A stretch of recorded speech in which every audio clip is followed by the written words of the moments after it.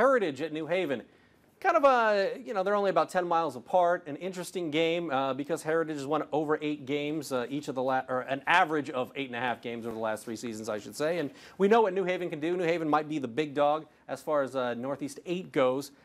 What do you see happening in this ball game? Because New Haven returns a ton of players back at the skill positions. Jim Rowland saying, he's in his 15th season. This may be the fastest team that he's ever had as far as overall team speed. Yeah, I think you got, Nishan Jones, whatever he does, Heritage is going to have to find him and try to stop him. He can easily go for 250 a night if you don't watch it. So between Nishan and Keyshawn Moore, I think, is ready for a breakout season at quarterback. He had some playing time last year, showed some flashes.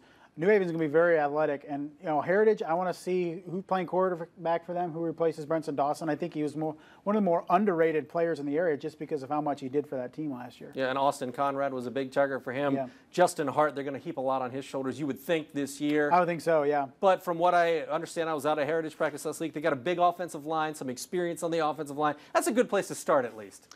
Yeah, for sure. If you got a good offensive line, it can cover up a lot of deficiencies, and you work your way out and see what you got. So it's going to be interesting. I'm very interested to see both teams because I think Heritage is the class of the ACAC, even though they happen to replace Dawson, and I think New Haven is in there with Leo and East Noble top the Northeast 8.